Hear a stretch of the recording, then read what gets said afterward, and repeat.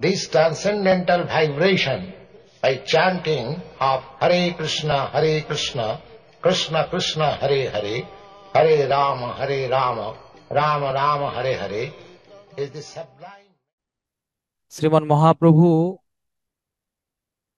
শিল রঘুনাথ গোস্বামীকে যে উপদেশ দিয়েছিলেন মহাসন্ন্যাস গ্রহণ করার পূর্বে রঘুনাথ গোস্বামী, এবং সন্ন্যাস গ্রহণ করার পরবর্তীতেও উপদেশ দিয়েছিলেন, একটা উপদেশ দিয়েছিলেন।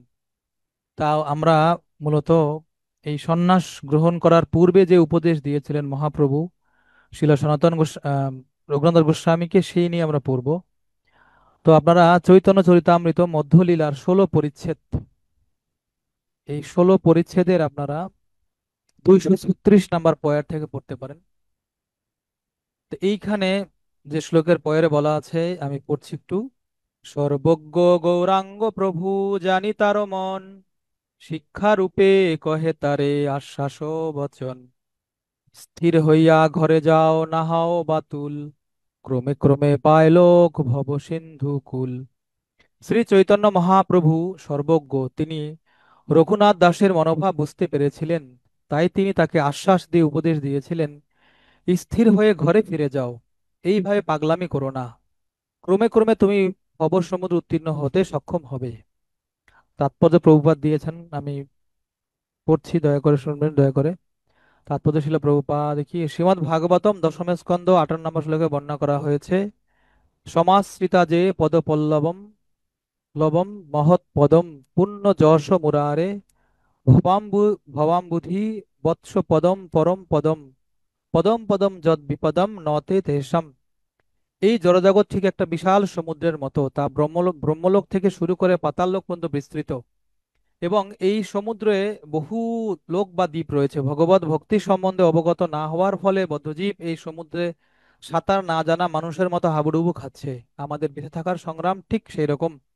সকলেই এই ভব সমুদ্র থেকে উদ্ধার লাভের চেষ্টা করছে। এই সমুদ্র এক লাফে পার হওয়া যায় না, কিন্তু কেউ যদি চেষ্টা করে তাহলে শ্রী চৈতন্য মহাপ্রভুর কৃপায় সে এই সমুদ্র পার হতে পারে। উন্মাদের মতো আচরণ করে এই সমুদ্র পার হওয়া যায় না, তা সে যতই উৎসাহী হোক না কেন। শ্রী চৈতন্য মহাপ্রভু অথবা তার প্রতিনিধির নির্দেশ অনুসারে ধৈর্য ও বুদ্ধিমত্তা সহকারে সাঁতার কেটে এই সমুদ্র পার হবার চেষ্টা করতে হবে হয়। তাহলে একদিন এই সমুদ্রের পরপারে পরপারে প্রকৃত আলয় ভগবদ্ধামে ফিরে যাওয়া যায়। মর্কর বৈরাগ্য না করো লোক দেখাইয়া, যথাযোগ্য বিষয় ভুঞ্জ অনাসক্ত হইয়া। অন্তরে নিষ্ঠা করো বাহ্যে লোক ব্যবহার, অচিরাত কৃষ্ণ তোমায় করিবেন উদ্ধার। তো এই তিনটা হচ্ছে মহাপ্রভুর উপদেশ ছিল রঘুনাথ গোস্বামীর প্রতি। তা আসলে প্রসঙ্গ আমি একটুখানি পেছনে ব্যাকগ্রাউন্ড বলবো। তো এই রঘুনাথ গোস্বামী, ওনার আদি জন্মস্থান হচ্ছে এই হুগলি জেলার, বর্তমান হুগলি জেলার আদি সপ্তগ্রাম। এই আদি সপ্তগ্রামে বণিক সম্প্রদায়ের বা ব্যবসায়ী সম্প্রদায়ের এক মানে জমিদারের পুত্র হচ্ছেন এই রঘুনাথ গোস্বামী। তো ওনাদের বাবা জ্যাঠা দুই ভাই, গোবর্ধন মজুমদার এবং হিরণ্য মজুমদার। মূলত উনি গোবর্ধন মজুমদারেরই ছোট ভাইয়ের সন্তান। উনি দুই ভাইয়ের এক ছেলে। তো এই গোবর্ধন মজুমদার এবং হিরণ্য মজুমদার, ওনারা তখনকার সময় নবদ্বীপের যত বৈষ্ণব ব্রাহ্মণ ছিলেন, তাদের সবাইকে তারা ভরণ পোষণ দিয়ে বিভিন্নভাবে সাহায্য করতেন।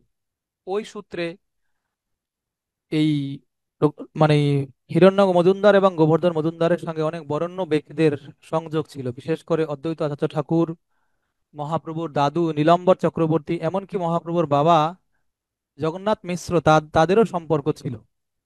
তো এইভাবে এই রঘুনাথ গোস্বামীর বাড়িতে অনেক সাধু মহাত্মারা আসতেন। তো বিশেষ করে উনি যখন ছোট শিশু ছিলেন, ছোট শিশু বলতে 5 বছর বয়সী, তখন এই হরিদাস ঠাকুর, নামাজদর শিলা হরিদাস ঠাকুর একবার এই দাস গোস্বামীদের বাড়িতে এসেছিলেন, এবং ওনাদের এই সভাতে উনি এত সুন্দর করে নামের মহিমা, শ্রীমন চৈতন্য মহাপ্রভুর মহাবদান্য কৃপা উনি বর্ণনা করেছেন। মহাপ্রভুর এই বদান্য কৃপা লীলা শ্রবণ করে হরিদাস ঠাকুরের শ্রীমুখ থেকে রঘুনাথ গোস্বামী প্রায় পাগল পারা হয়ে গিয়েছেন মহাপ্রভুকে দর্শন করার জন্য। তো মহাপ্রভু যখন সন্ন্যাস গ্রহণ করেছিলেন, উনি সন্ন্যাস গ্রহণ করে নিত্যানন্দ প্রভু ওনাকে ভুলিয়ে ওনাকে শান্তিপুরে নিয়ে এসেছিলেন। তো সেই সময় রঘুনাথ গোস্বামী উনি মহাপ্রভুর সঙ্গে সাক্ষাৎ করতে গিয়েছিলেন। আর সেই সময় রঘুনাথ গোস্বামী মহাপ্রভুর চরণে নিবেদন করেন যে প্রভু, আমি তোমার সঙ্গে থাকতে চাই, তোমার সঙ্গে আমি যেতে চাই। তো তখন মহাপ্রভু তাকে তার মনের ভাব বুঝতে পেরে, আমরা যেটা পড়ছিলাম, কি বলছেন, সর্বজ্ঞ গৌরাঙ্গ প্রভু জানি তার মন। তো উনি কি বলছে এটা আমাদের বলছি। 234 শ্লোকে পরে, 7 দিন শান্তিপুরে প্রভু সঙ্গে রহে, রাত্রি দিবসে এই মন কথা কহে, মন কথা কহে, রক্ষকের হাতে মুই কেমনে ছুটিব, কেমনে প্রভুর সঙ্গে নীলাচলে যাব। তো 7 দিন মহাপ্রভুর সঙ্গে রঘুনাথ গোস্বামী ছিলেন, এবং দিন রাত মনে মনে উনি ভাবতেন কিভাবে আমি এই রক্ষক, অর্থাৎ আমি আমার এই পিতামাতার হাত থেকে ছাড়া পাবো, এবং ছাড়া পেয়ে কি করে আমি মহাপ্রভুর সঙ্গে নীলাচলে থাকবো। তো মনে মনে উনি সবসময় চিন্তা করতেন। তো মহাপ্রভু সর্বজ্ঞ শিরোমণি, অন্তরের ভাব সব জানেন। তো মহাপ্রভু ওনার মনোভাব জেনে ওনাকে শিক্ষা রূপে কহে তারে আশ্বাস ও বচন। মহাপ্রভু রঘুনাথ গোস্বামীকে বলছেন, কি বলছেন, স্থির হইয়া ঘরে যাও, না হও বাতুল। যে তুমি ধীর স্থির হয়ে ঘরে ফিরে যাও, পাগলামি করো না। বাতুল মানে পাগলামি করা। কেন বাতুল মানে ঘরে ফিরে যাবে না? ক্রমে ক্রমে পাইলো ভব সিন্ধু কুল। যে মানুষ সহজে এই ভব সমুদ্র উত্তীর্ণ হতে পারে না। এই ভব সমুদ্র উত্তীর্ণ হয় কিভাবে? না ক্রমে ক্রমে, আস্তে আস্তে, স্টেপ বাই স্টেপ।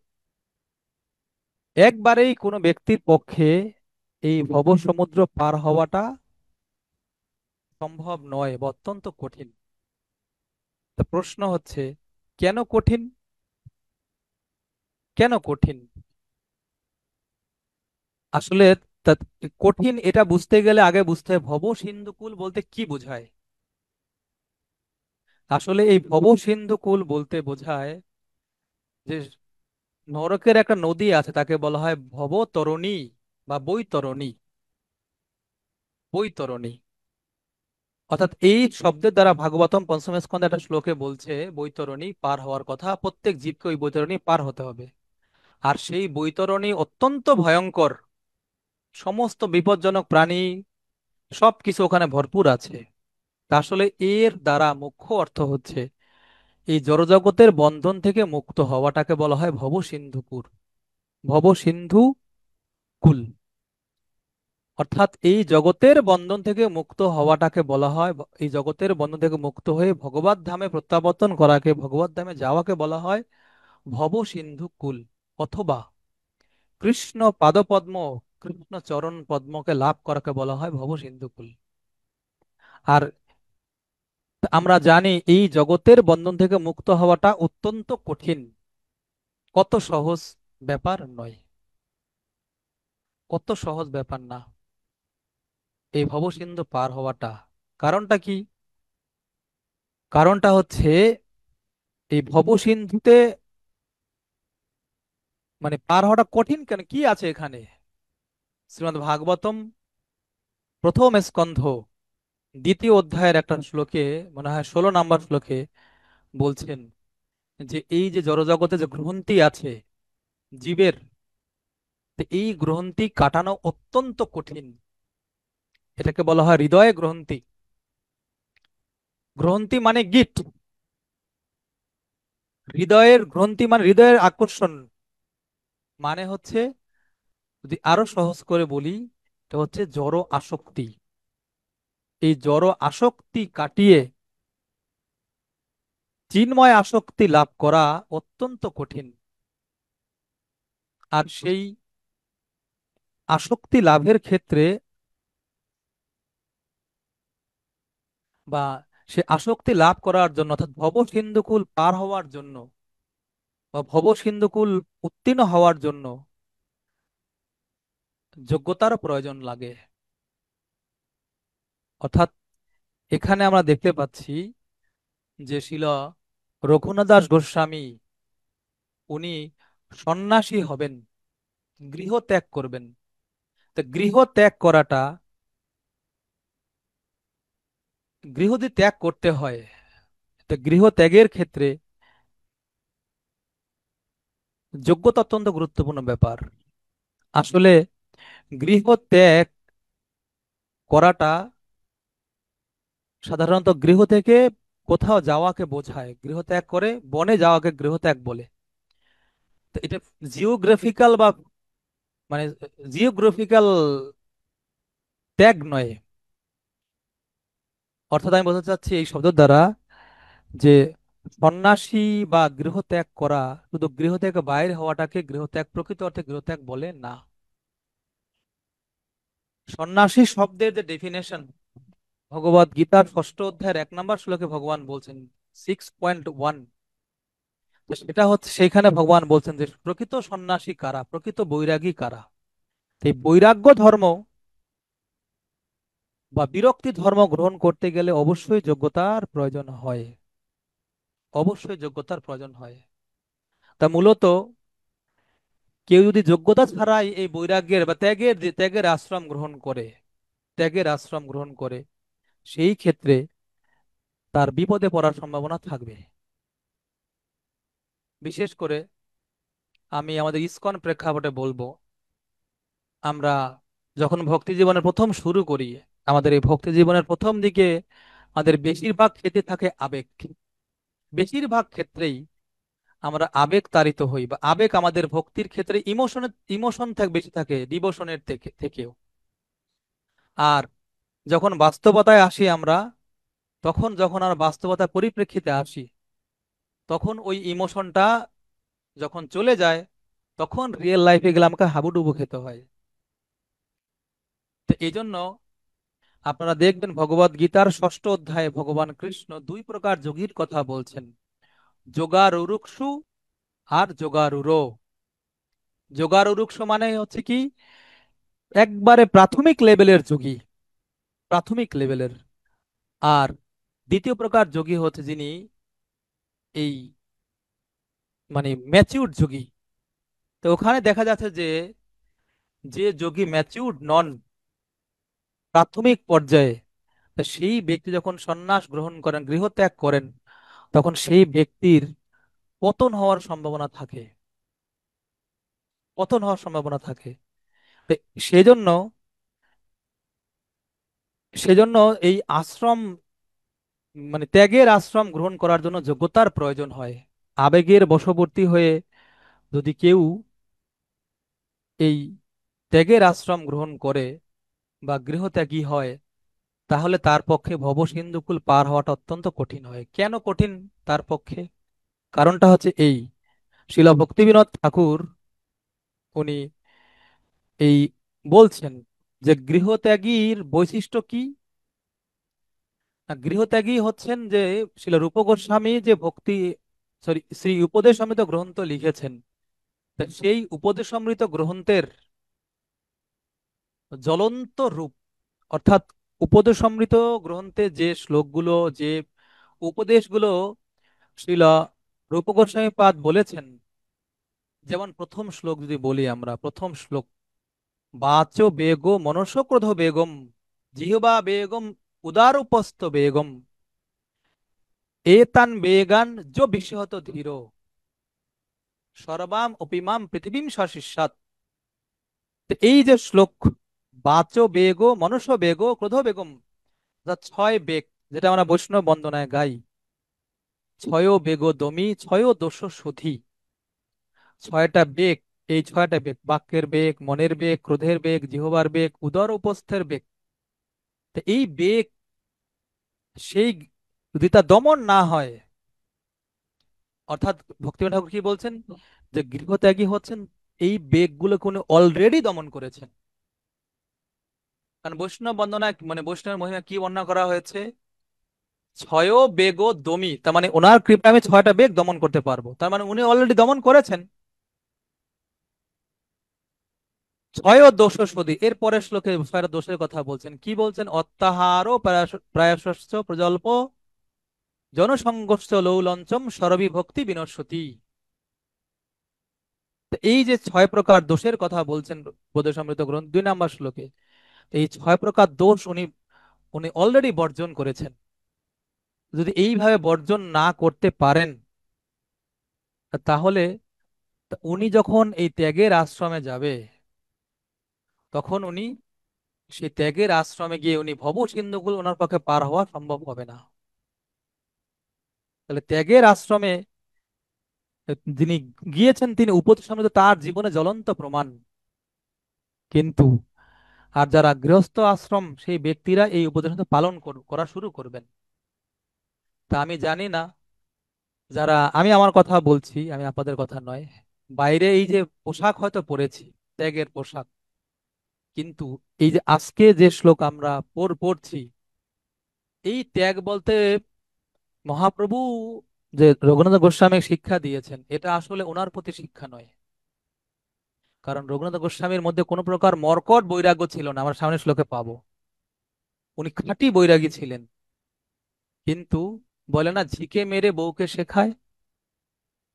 তো দাস গোস্বামীর মাধ্যমে মহাপ্রভু আমাদের মতো যারা সাধক আমরা আছি, আমাদেরকে শিক্ষা দিতে চাচ্ছে।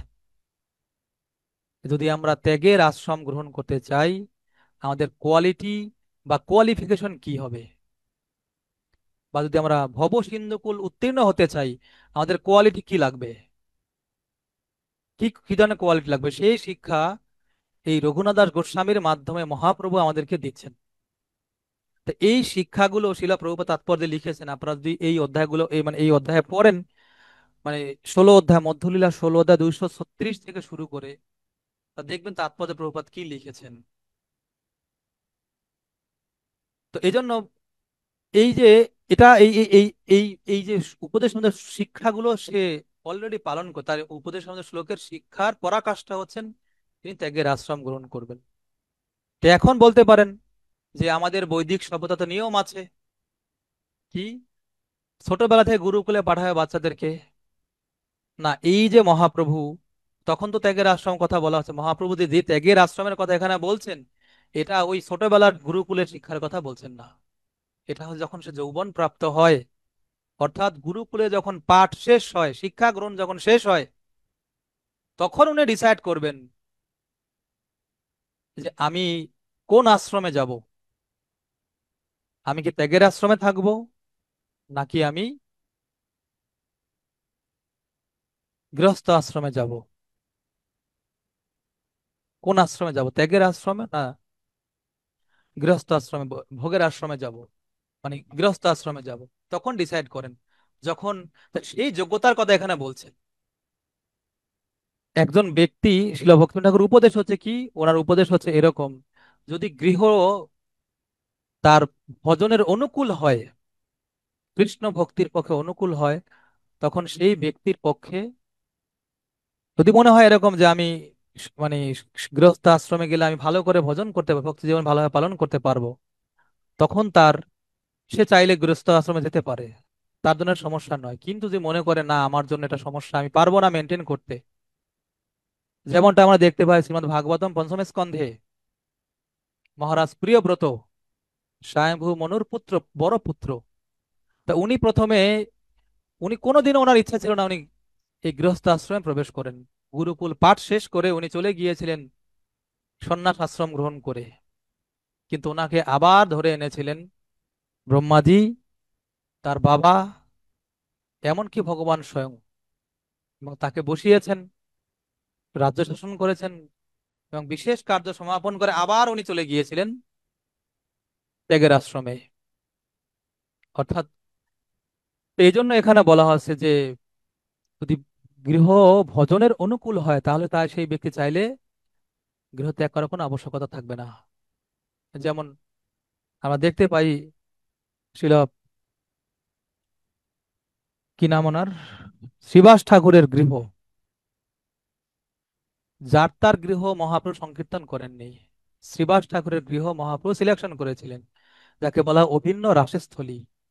আর এই রাসস্থলীতে মহাপ্রভু শ্রীবাস ঠাকুরের বাড়িতে এই সংকীর্তন হচ্ছে। শ্রীবাস ঠাকুরের বাড়ি এই জন্য নিরাপদ ছিল। কৃষ্ণ ভক্তির অনুকূল ছিল। তা আমার মনে হয় না সবার বাড়ি এরকম কৃষ্ণ ভক্তির অনুকূল, সবার প্রেক্ষাপট কৃষ্ণ ভক্তির অনুকূল নয়। যাদের হাতে ঠিক আছে, কিন্তু সেইখানে কিরকম ভাবে জীবনযাপন করছে সেই শিক্ষা মহাপ্রভু এখানে দিয়েছেন, আমরা পরের শ্লোকে পরে আমরা দেখতে পাবো। তো এই জন্য, আর এই জন্য বলছে স্থির হয়ে ঘরে যাও। কারণ কারণ তোমার এখন ইমোশন আছে, আবেগ কাজ করছে রঘুনাথ। তুমি এখন, তোমার পক্ষে এই ত্যাগের আশ্রম গ্রহণ করা ঠিক না। তা তুমি কি করো? ক্রমে ক্রমে, ক্রমে ক্রমে মানে কি? না, ক্রমে ক্রমে বলতে বোঝাচ্ছে এখানে, ক্রমে ক্রমে স্টেপ বাই স্টেপ, এই এই শব্দ দ্বারা বোঝাচ্ছে ক্রমে ক্রমে পায়লোক ভব সিন্ধুকুল। মানে হচ্ছে যে যদি আমরা স্টেপ বাই স্টেপ না এগোই, তাহলে আমি কৃষ্ণ পাদপদ্ম কখনো লাভ করতে পারবো না। সেটা ক্রমটা কি? সেই ক্রমটা হচ্ছে শ্রীল রূপ গোস্বামী ভক্তি রসামৃত সিন্ধু গ্রন্থে বলছেন, আদৌ শ্রদ্ধা, তথা সাধু সঙ্গ, ভজন ক্রিয়া, অনর্থ নিবৃত্তি, নিষ্ঠা, রুচি, আসক্তি, ভাব এবং প্রেম। এই যে ভক্তির ক্রম, এই ক্রমের কথা মহাপ্রভু বলছেন। এই ক্রমে ক্রমে আমাদেরকে এগোতে হবে। তো বিশেষ করে ভগবত গীতাতে কৃষ্ণ এখানে, উনি আমাদের বলছেন, ভগবত গীতাতে কৃষ্ণ বলছেন কি, ভগবত গীতার সপ্তম অধ্যায় 28 নম্বর শ্লোক, সেখানে বলা হয়েছে কি, যেসাম তু পাপম, যেসাম তু অন্তগত পাপম পুণ্য কর্ম জনানাম। অর্থাৎ যে সমস্ত ব্যক্তিরা পাপ থেকে মুক্ত হয়নি, তারা কখনোই দৃঢ়পূর্বক আমার ভক্তি যুক্ত হতে পারবে না। অর্থাৎ ভগবান এখানে বোঝাতে চাচ্ছেন যে ভগবত ভক্তি যুক্ত হতে হয়, ভগবত দৃঢ়ভাবে ভক্তি করতে হয়, তাহলে পাপ থেকে মুক্ত হতে হবে। তা আমরা অনেকেই অনেকেই এই পাপ থেকে মুক্ত হয়তো বাহ্যিক ভাবে হয়েছে, কিন্তু পাপ বাসনা, পাপ বীজ হৃদয়ের মধ্যে এখনো আমাদের মধ্যে আছে। আসলে এখানে ভগবান যেটা বলছেন, পাপ বাসনা থেকে মুক্ত হতে হবে। আর পাপ বাসনা থেকে মুক্ত হতে হবে কি কি কির মাধ্যমে? পুণ্য কর্মের মাধ্যমে। তো এখানে পুণ্যকর্ম বলতে ভগবান ভগবান এখানে বলছে পুণ্যকর্ম মানে এখানে পায়াস অ্যাক্টিভিটিস নয়। পুণ্যকর্ম বলতে সাধু সঙ্গকে বোঝাচ্ছে।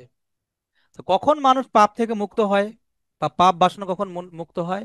ভক্তির রসামৃত সিন্ধু গ্রন্থে বলছেন 3 প্রকার, মানে বলছেন পাপ, পাপ বাসনা, এরকম রূপ গোস্বামীপাদ বলছেন পদ্মপুরাণ শ্লোক কোট করে।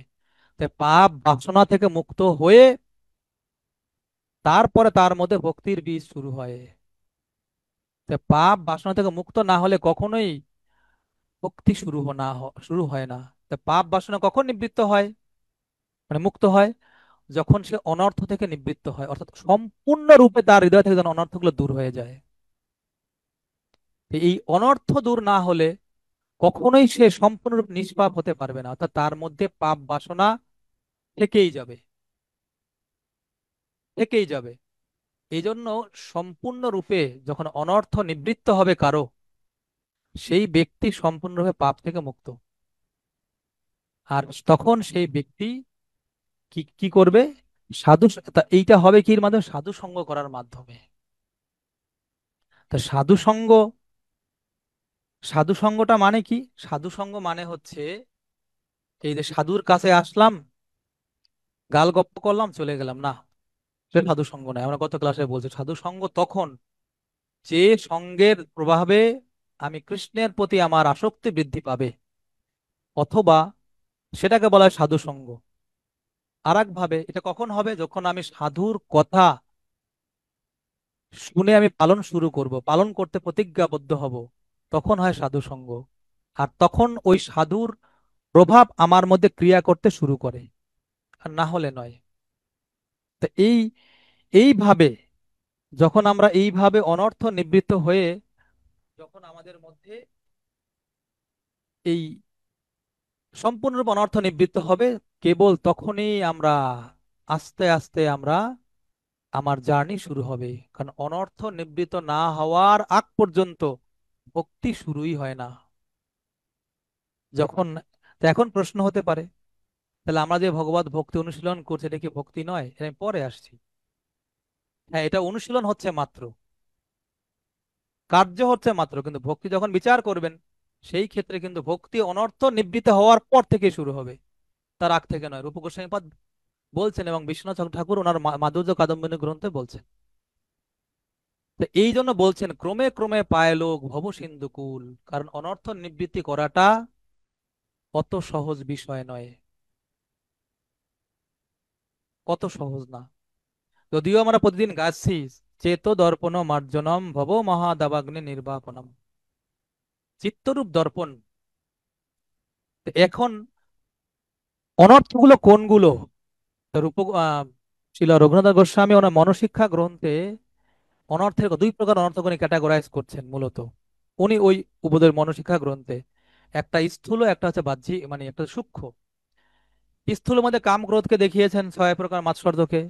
আর সূক্ষ্ম রূপে উনি দেখিয়েছেন কপটতা, প্রতিষ্ঠা বাসনা, এগুলোকে তুলনা করছেন। এগুলোকে বলছেন হচ্ছে কি সূক্ষ্ম, সূক্ষ্ম অনর্থ, যেগুলো খালি চোখে দেখা যায় না।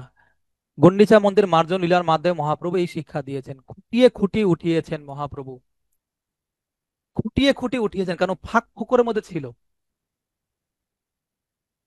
ফাঁক ফোকরের মধ্যে ছিল। তো এই ক্ষেত্রে এই এই জায়গায় তাৎপর্য প্রভুপাদ চৈতন্য চৈতামৃতের যে গুন্ডিচা মন্দির মার্জন লীলা, আমার মনে হয় যদি ভুল না হয় 12 অধ্যায়, মধ্যলীলার 12 অধ্যায়, সেইখানে প্রভুপাদ এখানে লিখেছেন যে এই যে সূক্ষ্ম সূক্ষ্ম যে বাসনা, সূক্ষ্ম সূক্ষ্ম বিষয়, কপটতা, প্রতিষ্ঠা বাসনা, এগুলোকে তুলনা করছেন কির সঙ্গে? এই যে সূক্ষ্ম ছোট ছোট ছোট পাথর বালুর সঙ্গে, যেগুলো ফাটলের মধ্যে আছে, যেগুলো খালি চোখে দেখা যায় না অথবা সহজে তুলে ফেলা যায় না। তো এই সমস্ত অনর্থ দূর করাটা অনেক কঠিন। এই জন্য বলা হয় ভক্তি সিদ্ধান্ত প্রভুপাদ এক বাক্যে বৈষ্ণব ডেফিনেশনে বলছেন, কনক কামিনী প্রতিষ্ঠা বাঘিনী ছাড়ি আছে যারে সেই তো বৈষ্ণব। তা কনক মানে হচ্ছে ধন সম্পদ, কামিনী মানে স্ত্রী। তো এই কনক ছাড়া কোনো ব্যাপার না, অর্থ সম্পদের বাসনা ত্যাগ করা যায়। কিন্তু এর থেকে কঠিন হচ্ছে জড় সুখ ভোগ বাসনা, স্ত্রী সঙ্গের বাসনা, এটা ত্যাগ করা সম্ভব, কিন্তু প্রতিষ্ঠা বাসনা ত্যাগ করা অনেকে বলছেন অলমোস্ট কঠিন। তো এগুলো দূর না হলে ভবসিন্ধুকুল পার হওয়া যাবে না। ওই জন্য মহাপ্রভু বলছেন ক্রমে ক্রমে পায় লোক ভবসিন্ধুকুল, ক্রমে ক্রমে। যদি অস্থির হয়ে যায়, মালা শুরু করছি, 1 বছর জপ করছি, কেন কৃষ্ণ প্রেম পাচ্ছি না, অস্থির হয়ে যাই। শিলা প্রভুপাদ বলছেন, প্রভুপাদ আমাদেরকে শিক্ষা দেয়, 20 বছর লেগেছে আমার নামে রুচি আনতে, অন্তত 20 বছর হরিনাম করি, দেন দেখা যাবে আমাদের কিছুটা হচ্ছে কিনা, কিছু একটা হচ্ছে কিনা। এই জন্য এখানে বলছে ক্রমে ক্রমে পায় লোক ভব সিন্ধুকুল। পাগলামি করো না, যাও বাড়ি ফিরে যাও। কি করো গিয়ে বাড়িতে? কি বলছেন সে নেক্সট উপদেশ বলছেন, মর্কট বৈরাগ্য না করো লোক দেখাইয়া। খুব গুরুত্বপূর্ণ বিষয় এখানে মহাপ্রভু বলছেন, মর্কট বৈরাগ্য। মর্কট বৈরাগ্য মানে কি? মর্কট মানে বান্দর, বানর। বানর এই জগতের সবচেয়ে বৈরাগী প্রাণী, কারণ কোনো বাসা নাই, মানে কোনো ঘর টর বানায় না, সে কোনো পোশাক পরে না, সে হচ্ছে ফলমূল আহার করে, এবং তার কোনো বস্ত্র নেই, এবং সে হচ্ছে কোনো সঞ্চয় টঞ্চয় তার বলতে কোনো কিছু নেই, যথালাভে সন্তুষ্ট। যে লক্ষণগুলো একজন সন্ন্যাসীর বা বৈরাগীর, সব লক্ষণগুলো তার মধ্যে আছে বানরের। কিন্তু যখন এই বানরীর সঙ্গ সে আসে, বানরের মানে স্ত্রী বানরের সংস্পর্শে আসে, তখন তার বৈরাগ্য কোথায় ডিজাপিয়ার হয়ে যায়, গুগলে সার্চ দিয়েও খুঁজে পাওয়া যায় না, বাটি চালান দিয়ে খুঁজে পাওয়া যায় না বানরের মানে বানরের সে বৈরাগ্য। তো এই যে বৈরাগ্য, অর্থাৎ বাইরে বৈরাগ্যের চিহ্ন, কিন্তু ভেতরে কামের ফল্গু ধারা, এই যে বৈরাগ্য, এই বৈরাগ্যকে বলা হয় ফল্গু বৈরাগ্য, অথবা শ্মশান বৈরাগ্য, অথবা মর্কট বৈরাগ্য, মর্কট বৈরাগ্য। তা দেখবেন, আমি এরকম দেখেছি সমাজের, আমাদের সমাজে এরকম দেখা যায় যে মানুষ যখন একজন মানুষকে পোড়ানোর জন্য যখন শ্মশানে নিয়ে যায়, তখন দেখেন মানুষ কত কান্না করে, হা হুতাশ করে, অন্যান্য পাড়া প্রতিবেশীরা, নিজের আত্মীয় আত্মীয় স্বজনের কথা আমি বলছি না, তারা কি কি বলে কান্না করে, হায় একদিন আমাকে এরকম ছেড়ে চলে যেতে হবে। কি এই জগতে কে কার, কার কি, কিসের কি, কোনো কিছুই আমার না, মানে এমন বৈরাগ্যের ভাব দেখায়। যখন ওই শ্মশান পার হয়ে একটু দূরে আসে, তখন যেন দুর্যোধনের কথা বলে, বিনা যুদ্ধে নাহি দেব সূচগ্র মেদিনী, যে এতটুকু জমি ছাড় দিব না যুদ্ধ ছাড়া, এতটুকু জমি ছাড় দিব না। এটাকে বলা হয় ফল্গু বৈরাগ্য, বান্দরের বৈরাগ্য, বান্দরের বৈরাগ্য। আমার গ্রামে একবার দেখেছিলাম আমি, ছোটবেলাতে। আমি জানি না আপনারা, তপসিলদার এরকম একজন ব্যক্তি, তা আমি শুনেছি, মানে মোটামুটি 1 পয়সাও ঘুষ খায় উনি। কিন্তু যখন একবার নাম কীর্তনের সভায় গিয়েছিল, ও বাপ রে বাপ, সে কি কোলাকুলি আর সে কি কান্না, চোখের জলে আর নাকের জল একাকার হয়ে গিয়েছিল। তখন বুঝতে পারিনি, কিন্তু এখন মনে হচ্ছে। তো একবার ডাইরেক্ট এক্সাম্পল মর্কট বৈরাগ্যের। তা আমরাও হৃদয়ে কামনা বাসনায় ভরপুর, কিন্তু বৈরাগ্যের ভাব দেখাই, সেরা কাপড় পরি, সেরা পোশাক পরে ঘুরে বেড়াই, ভাব দেখে মনে হয় আমার মতো বৈরাগী আর কেউ নেই। কিন্তু বান্দরের এইরকম যথালাভে সন্ত যত সব বৈরাগ্যের গুণ বাইরে প্রকাশ করলো, কিন্তু তার হৃদয়ের মধ্যে কামনার প্রভাব ভরপুর। এজন্য তার এই বৈরাগ্যটা প্রকৃত বৈরাগ্য নয়। এই বৈরাগ্যটাকে বলা হয় ফল্গু বৈরাগ্য বা বান্দরের বৈরাগ্য। তা আমরাও আমাদের হৃদয়ের মধ্যে কাম বাসনা এত ডেঞ্জারাস, ভগবত গীতার 13 অধ্যায়, সরি 3য় অধ্যায়ের 37 নম্বর শ্লোক থেকে পড়ি, যে আমরা মনে করি আমাদের শত্রু অমুক শত্রু তমুক শত্রু। শত্রু আমাদের ভেতরে, বাইরে কোনো শত্রু না। তো এই সবচেয়ে জীবের বড় শত্রু যে তিনটা, কাম, ক্রোধ আর লোভ। বিশেষ করে সবচেয়ে বড় শত্রু হচ্ছে আমাদের জীবের কাম। ভগবত গীতাতে কৃষ্ণ বলছেন যে, একে বলছে কি, সর্বগ্রাসী পাপাত্মক কামকে জীবের প্রধান শত্রু বলে জানবে। 37 নম্বর শ্লোকে বলছে, কাম এসো ক্রোধ এসো রজগুণ সমুদ্ভব। বড় বড় মুনি ঋষিরা, বড় বড় ব্যক্তিরা এই কামের প্রভাবে উইকেট পতিত হয়ে উইকেট পড়ে গিয়েছে। কিন্তু আমরা বাইরে যতই ভাব দেখে না কেন, এটা এত শক্তিশালী কাম, এত শক্তিশালী। কারণটা কি?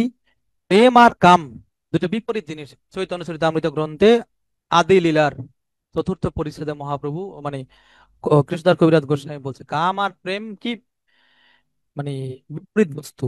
তো প্রেম অত্যন্ত শক্তিশালী, কাম অত্যন্ত শক্তিশালী। আপনার দেখুন, অজামিল, অজামিল,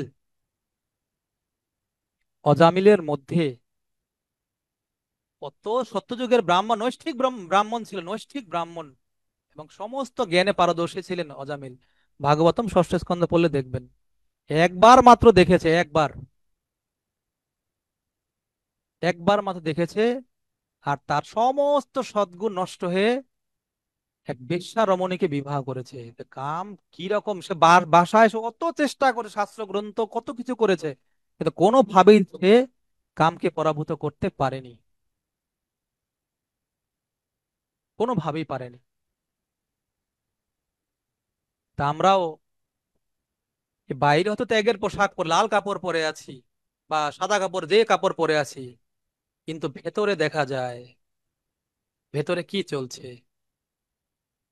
ভেতরে কি চলছে, ভেতরে কি চলছে।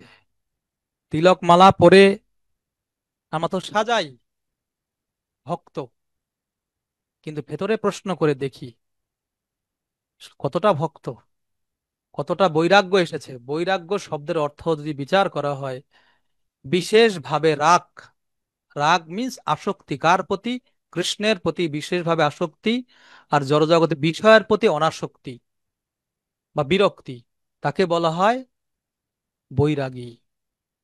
তাকে বলা হয় বৈরাগী। তা আমরা তিলক পড়েছি, মালা পড়েছি, শিল ভক্তিবিনোদ ঠাকুর মালা পড়তেন না, তার অযোগ্যতা তা না। তার গুরুদেব তাকে একটা কথা বলছিলেন, আর কথাটা মনে আসতেছে না, শুধু শুনছিলাম আমি। এজন্য উনি কণ্ঠীমালা মানে তিলক পড়তেন না।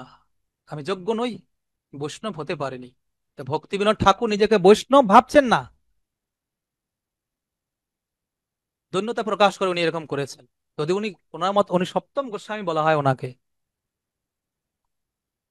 আর আমাদের তিলক মালা সবকিছু আছে, ভেতরে বোঝে, ভেতরটা সাধুকে শুধু সেলফ এক্সপেরিমেন্টাল বিষয়। তা আমরাও যে মর্কট বৈরাগ্য করছি না, বাইরে ভাব বিরক্ত মানে মানে বৈষ্ণবের বেশভূষা, কিন্তু ভেতরটা কি? ভেতরটা কি? তা আমাদের এখানে কি হচ্ছে, মর্কট বৈরাগ্য না করো লোক দেখাইয়া। তা আমাদের বেশিরভাগ আচার আচরণ হচ্ছে লোক দেখানো। সেই জন্য শিলা প্রভুপাদ ভগবত গীতার 18 একটা তাৎপর্যে উনি লিখেছেন, এই কলিযুগে বেশিরভাগ বেশিরভাগ কার্যই হচ্ছে রিচুয়ালিস্টিক, মানে আনুষ্ঠানিকতা পূর্ণ, কিন্তু খুবই কম কাজ হচ্ছে স্পিরিচুয়াল, মানে আধ্যাত্মিক। অর্থাৎ মানে আমরা যে সমস্ত কার্যক্রমগুলো করি, এর বেশিরভাগটাই হচ্ছে শুধুমাত্র আনুষ্ঠানিকতা। সেখানে আধ্যাত্মিকতা মানে অনুভব উপলব্ধির বিষয়, সেখানে অনেক ক্ষেত্রে ঘাটতি থাকে। যেমন আমি বলি আপনাদেরকে, এটা আমার অনুভবের কথা আমি বলছি, যে এই যে মঙ্গলারতি করছি আমরা, আমাদের মন্দিরে মঙ্গলারতির খাতা আছে, আবার ফিঙ্গার দিতে হয়, যেন আমরা অফিসে ঢুকছি ফিঙ্গার দিতে হয়। মঙ্গলারতি না করলে শোকজ করে, শোকজ। ভাগবতম ক্লাসে খাতা আছে, অ্যাটেন্ডেন্স না থাকলে শোকজ করে, কেন আপনি আসলেন না, কেন আসলেন না। আবার আমাদের নারায়ণগঞ্জ একটা মন্দির আছে, ওখানে রূপগঞ্জ একটা মন্দির আছে, ওখানে মঙ্গলারতি না থাকলে, না করলে সকালবেলা প্রসাদ বন্ধ, সকালবেলা প্রসাদ বন্ধ, মানে সকালবেলা প্রসাদ সে পাবে না। তা এটা করা হয়, কিন্তু তাহলে আমরা সবাই প্রসাদ বাঁচানোর জন্য অথবা শোকজ খাওয়ার ভয়ে আমরা গিয়ে মঙ্গলারতিতে দাঁড়াই বেশিরভাগ। তার প্রমাণটা কি? তার প্রমাণটা হচ্ছে যে মঙ্গলারতি যে গুরুবাষ্টকম গাই আমরা, কতজনের অর্থ জানি? প্রথমত অনেকে অর্থ জানি না, দ্বিতীয়ত অর্থ জানলেও এর অনুভব সহকারে আমরা কিন্তু গাই না। আমরা সামনে যে লিড দিচ্ছে, সে যে টিউনে গাচ্ছে, আমরা সেই টিউনে গাওয়ার চেষ্টা করি, কিন্তু অনুভব উপলব্ধি ছাড়া আমরা কিন্তু একবার তোতা পাখির মতো তাকে ফলো করছি। হ্যাঁ, এটা এক দৃষ্টিকোণ থেকে ভালো। কোন দৃষ্টিকোণ থেকে? যে আমি মঙ্গলারতি মিস করছি, যাচ্ছি না, তার থেকে ভালো। কিন্তু যদি বেস্ট বিচার করা হয়, কারণ কৃষ্ণ আনুষ্ঠানিকতা দেখবেন না, কৃষ্ণ কি দেখবেন? অনুভব উপলব্ধি। কারণ কৃষ্ণ হচ্ছেন ভাবগ্রাহী জনার্দন। কৃষ্ণ দেখবেন ভাব, অনুভব দেখবেন কৃষ্ণ। কৃষ্ণ অন্য কিছু গ্রহণ করার আবশ্যকতা নেই, সেই অনুভব সহকারে। কতজনে আমরা সেই অনুভব অনুভূতি সহকারে আমরা এই মঙ্গলারতি গাই বা মঙ্গলারতি দাঁড়াই? কতজনে? তুলসী আরতি গাচ্ছি তো গাচ্ছি, নৃসিংহ আরতি। আমরা তো অনেক ভক্তের মুখে এরকম শুনেছি, তারা এই যে হিরণ্যকশিপুর বক্ষ, এখানে তারা ভুল উচ্চারণ করে, অনেকে বক্ষ হয় বলে, তার মানে তারা অর্থ বোঝেনি। এবং এই যে এই এখানে যে কি বলা হচ্ছে, বিশেষ করে একটা শব্দ আপনারা, আমরা আমরা গাই প্রতিদিন নৃসিংহ আরতিতে, যে ইতো নৃসিংহ, পরতো নৃসিংহ, যত যত যা আমি তত নৃসিংহ। যে ইতো মানে এখানে নৃসিংহদেব, পরতো ওই জায়গায় নৃসিংহদেব, যত যত য আমি, আমি যেখানে যেখানে যাই সেখানে কাকে দেখি? কাকে দেখি? নৃসিংহদেবকে দেখি। আমরা কি দেখছি তো? দেখছি তো আমরা সব জায়গায় নৃসিংহদেবকে দেখছি, নৃসিংহদেব ভগবান নৃসিংহদেবকে সব জায়গাতে। কারা দেখবে? কে দেখবে? কে দেখবে? কে দেখবে? প্রহ্লাদের মতো ব্যক্তিরা। প্রহ্লাদ মানে কি? প্রহ্লাদ মানে হচ্ছে যার মধ্যে এই লাদিনী শক্তির পূর্ণ বিকাশ রয়েছে, তিনি হচ্ছেন প্রহ্লাদ। অর্থাৎ যার মধ্যে কৃষ্ণ সেবা বাসনা ভরপুর, তিনি দেখবেন আমার প্রতিদিন গাচ্ছি, কিন্তু এইখানে কি গাচ্ছি, কি অনুভব নিয়ে গাওয়া উচিত, কি প্রার্থনা করা উচিত, ওর ধারে কাছে নেই। এটা কি লোক দেখানো নয়? লোক দেখানো নয় এটা? সেই জন্য এখানে রঘুনাথ গোস্বামীর মাধ্যমে আমাদেরকে মহাপুরুষ শিক্ষা দিয়েছেন যে এই মর্কট বৈরাগ্য না করো লোক দেখাইয়া, এসব বৈরাগ্য ছাড়ো। কি করো? যথাযোগ্য বিষয় ভুঞ্জ অনাসক্ত হইয়া। যথাযোগ্য, যথাযোগ্য। তার আগে আর একটা ব্যাপার আমাদের জানা দরকার, যে এখানে যদি আমি ভক্তি করি লোক দেখানো, অথবা ভক্তিটাকে আমি যার তার কাছে বলে দেই, তাহলে কি ধরনের সমস্যা বিড়ম্বনা পোহাতে হতে পারে? কি ধরনের বিড়ম্বনা পোহাতে হতে পারে? যে যদি আমি যার তার কাছে আমার ভক্তির অনুভব উপলব্ধি বর্ণনা করি, যার তার কাছে বলে বেড়াই, তাহলে কি ধরনের সমস্যা হবে? যে এর ফলে মানুষ আমাকে স্তুতি করতে শুরু করবে এবং আমাকে এর বিড়ম্বনাও পোহাতে হবে। আর তার ফলে এই আমার ভক্তি জীবনে বাধা সৃষ্টি হবে, বিড়ম্বনা সৃষ্টি হবে। এবং সাথে সাথে কি হবে, অন্য লোকের আমি হিংসার মাৎসর্যের মাৎসর্য সৃষ্টিও করব। কারণ এই জগতের নিয়মটা হচ্ছে, কেউ যদি ভালো কিছু করে তখন তার পেছনে মানুষ মাৎসর্য পরায়ণ হয়। মাৎসর্য পরায়ণ, তার প্রতি হিংসা পরায়ণ শুরু হয়ে যায়। তা আপনি যে হিংসা, মানে হিংসা পরায়ণ, এটা আপনি ডেকে নিয়ে আসছেন কেন? ওই যে নিজের ভজন কথা আপনি যাকে তাকে বলছেন, মানে লোক দেখাচ্ছেন আমি অত মহান বৈষ্ণব, মহান ব্যক্তি। তা আপনাকে তখন তো আপনার চরণ ধুলা, আপনার চরণ ধুতো জল, এইসব উচ্চারণে কারাগারে হুড়োহুড়ি হবে। তাই এরকম একটা ঘটনা আছে, মানে মহারাষ্ট্রের এক ব্রাহ্মণ, মহারাষ্ট্রের এক বৈষ্ণব, উনি বিশাল নাম ডাক হয়ে গেছে, উনি সব সবার কাছে বলেননি।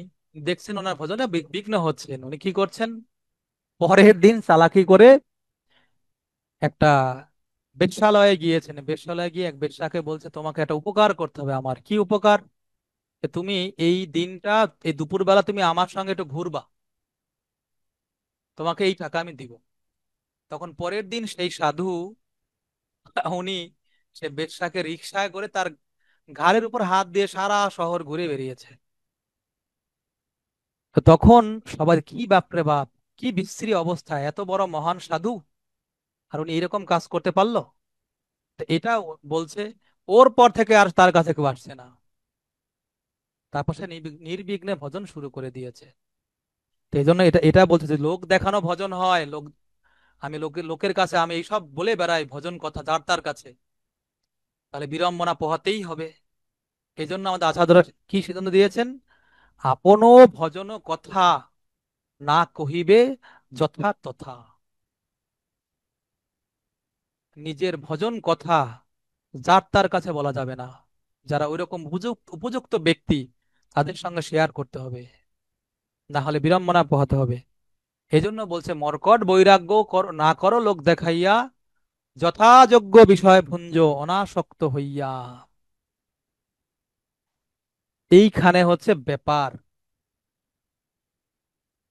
এই যথাযোগ্য, এই যে শব্দটা যথাযোগ্য, দেখবেন শব্দ দুইটা, একটা হচ্ছে যথা যোগ্য।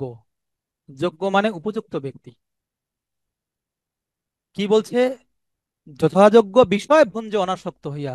রঘুনাথ গোস্বামীর মাধ্যমে আমাদেরকে শিক্ষা দিয়েছেন, মহাপ্রভু বলছেন যে তোমরা যে বিষয় ভোগ করো কিরকম করে, অনাসক্ত হয়ে, আসক্ত না হয়ে। কি বিষয় ভোগ করব, কতটুকু বিষয় ভোগ করব, বলছে যথাযোগ্য। তো এই শব্দটা অনেক গুরুত্বপূর্ণ একটা ব্যাপার। আমাদের ইসকনে আমরা শিল রূপ গোস্বামীর এই শ্লোককে, কোন শ্লোক, এই যে যুক্ত বৈরাগ্য, যুক্ত বৈরাগ্য উচ্চতে, আমার শ্লোকটা মনে আসতেছে না। তো এই যুক্ত বৈরাগ্যের নামে আমরা কি ভোগ করছি? এটা কি বৈরাগ্য নাকি ভোগ? আমাদের একটু বিচার করা দরকার। এখানে মহাপ্রভুর শব্দ ছিল যে তুমি বিষয় ভোগ করবে, বিষয় ভোগ করো, কি হয়ে? অনাসক্ত হয়ে। তা আমি ইসকনে আছি, আমি বিষয় ভোগ করার কথা মহাপ্রভু বলছে, লাইসেন্স দিয়ে দিয়েছেন, আমি বিষয় ভোগ করব। কিন্তু কতটুকু, কোন বিষয়ে, কি বিষয় আমি ভোগ করব, এটা হচ্ছে বিচার। যেমন শিলা প্রভুপাদ, উনি রোলস রয়েস গাড়িতে চড়তেন, কিন্তু ওই গাড়িতে চললেও উনি কখনোই কখনোই ওই গাড়ির দ্বারা উনি প্রভাবিত হননি। কিন্তু আমরা যদি প্রভুপাদের অনুকরণে এই দামি দামি গাড়িতে চড়ি, হ্যাঁ যুক্ত বৈরাগ্যের নামে, তাহলে ওর দ্বারা আমি প্রভাবিত হয়ে যেতে পারি। তার প্রমাণটা কি? দেখুন, আমরা এই বর্তমান যুগে আমরা স্মার্টফোন ব্যবহার করি। কেন স্মার্টফোন ব্যবহার করি? কেন না, স্মার্টফোন দিয়ে আমরা এইটাকে কৃষ্ণের সেবায় লাগাবো, সেই জন্য আমরা স্মার্টফোন কিনি বা ল্যাপটপ কিনি। কিন্তু কথা হচ্ছে, স্মার্টফোন কিনে বা ল্যাপটপ কিনে আমি কত সময় আমি ভগবানের সেবায় লাগাই, আর কত সময় আমি আমার সেবায় লাগাই, আমার ইন্দ্রিয় তর্পণে লাগাই। অর্থাৎ এই বস্তুটা, সেই বস্তু আমি গ্রহণ করব, সেই বিষয় আমি গ্রহণ করব, সেই পরিমাণ, যে পরিমাণে গ্রহণ করলে আমি ওর দ্বারা আসক্ত হয়ে পড়ব না, আমার ভক্তির ওপর নেগেটিভ প্রভাব পড়বে না। তা আমাদের এই যুব সমাজের মধ্যে বিশেষ করে আমি আমি দেখছি, আমাদের ভক্তদের পরিবারেও ছেলে মেয়েদের ক্ষেত্রে এই মোবাইল ফোনের প্রতি অত আসক্তি। বিভিন্ন ধরনের যেমন ফেসবুক, ইন্টারনেট, মানে ফেসবুক যত যত আছে, রিলস, দেখা যায় বিছানার মধ্যে নিয়েছি, না 5 মিনিট, আধা ঘন্টা, 1 ঘন্টা কখন চলে গেছে আমি টের পাচ্ছি না। যেমন আগের সময় মানুষের এরকম বলা হতো যে চা না খেয়ে থাকতে পারবে না। এমন সময় ব্রিটিশরা চা খাওয়া খাইয়ে আমাদেরকে এরকম অবস্থা অবস্থা করেছে, না খেয়ে থাকবে কিন্তু চা খেয়ে থাকতে পারবে, চা ছাড়া থাকতে পারবে না। তা এখন আমাদের বর্তমানে এমন অবস্থা হয়েছে, মোবাইলের প্রতি অত আসক্তি, ভক্তদেরও, ভক্তদেরও সব কিছু চলবে কিন্তু মোবাইল ছাড়া চলবে না। জপমাল একদিন না হলেও সমস্যা নাই, মাগার মোবাইল ছাড়া চলবে না। তা এই মোবাইল ফোনটা আমি যুক্ত বৈরাগ্যের নামে নিয়েছি, কিন্তু আমি যোগ্য নই ওটা চালানোর জন্য। বলে যথাযোগ্য। হ্যাঁ, এখন বলতে পারেন আপনারা, মহাপ্রভু দেব গোস্বামী বলছেন যে ভালো, মানে দ্বার গোস্বামী বলে ভালো না খাইবে ভালো না পরিবে, ভালো ভালো, এরকম বলছেন অনেক ওনার উপদেশ, যে ভালো খাওয়া ভালো পড়া এটা বিষয় লক্ষণ। কিন্তু এখানে কৃষ্ণ প্রসাদের বেলা ভালো মন্দ কি, ভালো মন্দ জড়জাগতিক বিষয়, জড়জাগতিক হিসাব। কিন্তু কথা হচ্ছে এই ভালো মন্দ বিচারটা তো জড়জাগতিক হিসাব, কিন্তু প্রসাদটাকে আমি প্রসাদ জ্ঞান করছি তো, প্রসাদটাকে প্রসাদ জ্ঞান করছি তো। আমার কোনো প্রকার, যেমন শিলা প্রভুপাদ কৃষ্ণ বলরাম মন্দিরে প্রসাদ পাওয়ার পরে প্রভুপাদ, এক মাতা, যেমন নামটা এই মুহূর্তে মনে আসতেছে না, ওনার এক শিষ্যা, তাকে দিবস এই প্রসাদ গুলো তুমি সব ব্রহ্মচারীকে দিয়ে আসো। তা মাতাজি প্রসাদের থালা নিয়ে বলছেন, প্রভুপাদের উচ্ছিষ্ট উচ্ছিষ্ট সবাই যে যার যে যার পছন্দ সে সব নিয়ে গিয়েছে। তা প্রভুপাদ জিজ্ঞাসা করছেন যে সবাই তোমরা প্রসাদ পেয়েছো তো, সবাই প্রসাদ পেয়েছে তো? বলছে হ্যাঁ প্রভুপাদ, সবাই প্রসাদ পেয়েছে। তা পরের দিন প্রভুপাদ কি করছেন, একসঙ্গে একবারে সব, মানে সবজি, ডাল, চাটনি, পায়েস, মিষ্টি সবগুলো একবার মিক্সিং করে, মাধুকরী যাকে বলা হয়, মাধুকরী করে পাঠিয়ে দিয়েছেন, বল যা এবার দিয়ে আসো যাও। তা মাতাজি টপ টু বটম সারা ব্রহ্মচারী বিল্ডিং ঘুরেছেন, কেউ প্রসাদ নেয়নি। বলছে প্রভুপাদের উচ্ছিষ্ট, প্রভুপাদের উচ্ছিষ্ট, কেউ কারণটা কি, ওখানে কোনটা পায়েস, কোনটা ছানার সবজি, কোনটা মিষ্টান্ন মানে মিষ্টি, কোনো কিছু নাই, সব একাকার হয়ে গিয়েছে সব। তা ওই দিন আর কেউ নেয়নি। তা মাতাজি এখন ভাবছেন কি করা যায়, যদি আমি প্রভুপাদের কাছে নিয়ে যাই প্রভুপাদ তো কষ্ট পাবেন। তা আসলে ছিল প্রভুপাদের শিষ্যরা ওরকম নয়, ওনারা আমাদেরকে আচরণ করে শিক্ষা দিচ্ছে, আমাদের স্থিতির কথা ওনারা বোঝাচ্ছেন যে প্রসাদী বস্তু প্রসাদ হলেও আমার কিন্তু, আমরা গ্রহণ করছি কিভাবে, যে বস্তুর প্রতি আমার ফন্ডনেস আছে, মানে ভালো লাগার বিষয় আছে, ওই বস্তুটাকে আমি বেশি নিচ্ছি, যে বস্তুটা আমার পছন্দ না সেটা কম নিচ্ছি। কিন্তু এখানে আমার এই জ্ঞান নেই। দুটোই কৃষ্ণ গ্রহণ করেছেন, করলার জুসও কৃষ্ণ গ্রহণ করেছেন, পায়েসও কৃষ্ণ গ্রহণ করেছেন। তো কৃষ্ণ গ্রহণ করেছেন, কৃষ্ণ এই উত্তম বস্তু যেহেতু গ্রহণ করে, এটা উত্তম বস্তু, তো সেইখানে আমার ভালো মন্দ বিচার করা থাকা, বিচার বোধ করা উচিত না। আমাদের কিন্তু এই চেতনা নিয়ে প্রসাদ গ্রহণ করছি না। তো ঠিক একইভাবে যে যথাযোগ্য বিষয় ভুঞ্জ, বিষয় ভোগ করার ব্যাপারে আমি আমার অধিকার বিচার করতে হবে, কতটুকু আমি যোগ্য, কতটুকু বিষয় গ্রহণ করলে আমি তার দ্বারা আমার ভক্তি নষ্ট হবে না, তার দ্বারা আমার মধ্যে আমি তার দ্বারা আসক্ত হয়ে পড়বো না, এইটা বিচার করা কে বলা হয়েছে এটা এটা বিচার করে তারপর বিষয় ভোগ করার কথা বলছেন। যুক্ত বৈরাগ্যের নাম করে যেন আমরা ঘোরতর বিষয়ী না হয়ে যাই, যুক্ত বৈরাগ্যের নামে যেন আমরা ঘোরতর বিষয়ে না হয়ে যাই, এই শিক্ষা আমাদেরকে মহাপ্রভু দাস গোসাইয়ের মাধ্যমে দিয়েছেন। বেশিরভাগ ক্ষেত্রে দেখা যায় এই যুক্ত বৈরাগ্যের নাম করে তখন আমরা ওর প্রতি আসক্ত হয়ে পড়ি, যুক্ত বৈরাগ্যের নাম করে।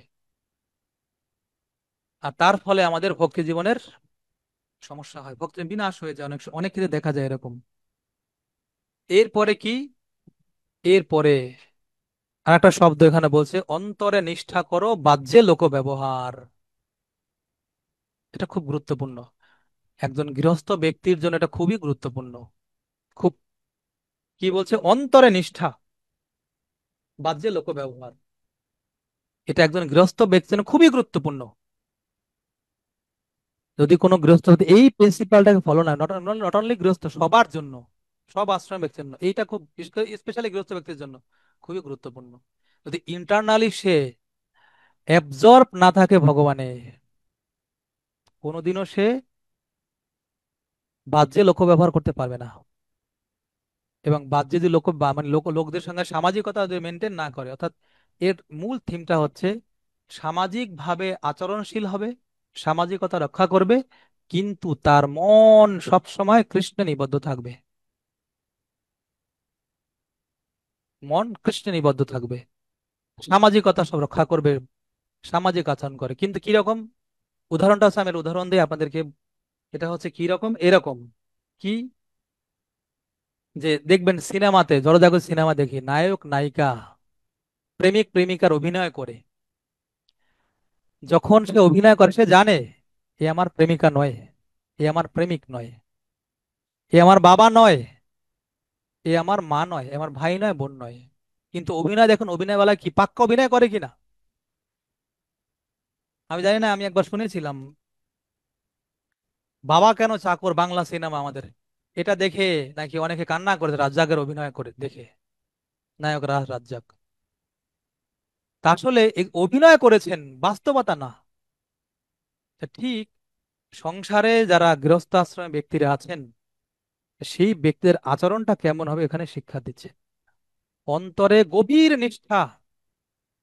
নিষ্ঠা থাকবে, কিন্তু সঙ্গে সঙ্গে কর্তব্য জ্ঞানে সামাজিক আচরণগুলো, পারিবারিক আচরণগুলো তাকে অবশ্যই করতে হবে। সেই ক্ষেত্রে যেন সে অবহেলা না করে, যদি অবহেলা করে তাহলে অবশ্যই তাকে শাস্তি ভোগ করতে হবে, শাস্তি অবশ্যই ভোগ করতে হবে। কিন্তু কিরকম করে, ওই যে বাক্য অভিনয় করছে, কিন্তু সে জানে, তত্ত্ব কথা জানে, কি জানে, এ আমার স্ত্রী না, এ আমার প্রেমিকা নয়, এ আমার প্রেমিক নয়, অর্থাৎ তার সঙ্গে আমার কোনো সম্পর্ক নাই। তো এইভাবে যখন কেউ করবে তাহলে কি হবে, সে সে অচিরাত কৃষ্ণ তোমায় করিবেন উদ্ধার। এই কয়টা উপদেশ দাস গোস্বামীকে মহাপ্রভু দিয়েছেন আমাদের মতো সাধক ব্যক্তির জন্য, তার জন্য নয়। তা যারা আমরা এই উপদেশগুলো পুঙ্খানুপুঙ্খভাবে পালন করব, তারা আমরা উদ্ধার হব, তারা আমরা উদ্ধার হব। তা আসলে এগুলোর বিস্তারিত ব্যাখ্যা প্রয়োজন, যেহেতু আমাকে সময় বেঁধে দিয়েছেন, ওটার মধ্যে 9:06 বাজছে। তা আমি আমার অনুভব অনুযায়ী, এবং এখানে একটা কথা না বললেই নয়, যে এখানে যেটা বলছেন আমি ইন্টারনালি অ্যাবজর্ব থাকবো, কিন্তু আমার বাহ্যিকভাবে সামাজিক আচরণ করব। তা এর জ্বলন্ত প্রমাণ হচ্ছে শ্রীবাস ঠাকুর। দেখুন শ্রীবাস ঠাকুর কিরকম অ্যাবজর্ব, তাদের বংশের একমাত্র পুত্র মারা গিয়েছে, কিন্তু শ্রীবাস ঠাকুর কান্নাকাটি করছেন, বরঞ্চ ওনার স্ত্রী বা পরিবারের সবাই যখন কান্নাকাটি করছেন, উনি তাদেরকে সান্ত্বনা দিচ্ছেন, থামাচ্ছে, থামো, কান্না বন্ধ করো, কান্না বন্ধ করো। তা উনি ইন্টারনালি কিভাবে অ্যাবজর্ব ছিলেন, কতটা অ্যাবজর্ব মহাপ্রভুর প্রতি। তা প্রশ্ন হচ্ছে আমাদের এখানে হওয়া উচিত, তা আমরা কিভাবে ইন্টারনালি অ্যাবজর্ব হব, সামাজিক আচরণ করব? একটাই উপায়, সেটা হচ্ছে কি, এই যে আর্ট শিখতে হবে কার কাছ থেকে? গুরু কৃষ্ণের মাধ্যমে। সেই ক্ষেত্রে সবচেয়ে গুরুত্বপূর্ণ কয়েকটা অঙ্গ হচ্ছে, প্রথম অঙ্গ হচ্ছে শ্রবণ, সেকেন্ড অঙ্গ হচ্ছে সাধু সঙ্গ। অর্থাৎ এক কথা সাধু সঙ্গ, এর মাধ্যমে সবগুলি নববিধা ভক্তি যারা যত নিষ্ঠাপূর্বক পালন করবে, তা তা তত তারা কৃষ্ণের প্রতি অ্যাবজর্ব হবেন। তার ফলে আমাদের এই সামাজিক আচরণটা শুধু আমরা করবো, ওর প্রতি আমরা অ্যাবজর্ব হব না। আমার মনে আছে আমি একটা প্রোগ্রামে গিয়েছিলাম, দীক্ষিত ভক্ত মাতাজি বসে পাঠ শুনতেছে, তার প্রভু দেরি করে আসছে একটু। তা মাঝে ডেকে প্রভু আমার কাছে এসে বসেন। আমি বলছি মাতাজি মাত্র 1 ঘন্টার ব্যাপার, তাও আপনার পাশে বসাতে হবে তাকে? পাশে না বসালে চলবে না? তাকে মরে যাবেন পাশে না বসালে? আর লজ্জা পেয়ার কথা বলেনি। এই হচ্ছে কিন্তু আমাদের অবস্থা, এই হচ্ছে অবস্থা আমাদের। এই জন্য মহাপ্রভুর শিক্ষাটা কি? অন্তরে নিষ্ঠা করো, বাহ্যে লোক ব্যবহার। এটাই হচ্ছে, এই যে তিনটা শিক্ষা দিচ্ছে, আমাদেরকে ক্রমে ক্রমে যেতে হবে। আদৌ শ্রদ্ধা থেকে শুরু হবে যাত্রা আমার, মাঝখানে আমি যে ভক্তি করব সেটাকে যেন বান্দরের বৈরাগ্য না হয়, ফল্গু বৈরাগ্য না হয়, রিয়েল বৈরাগ্য আসতে হবে। রিয়েল বৈরাগ্য কি করে হবে?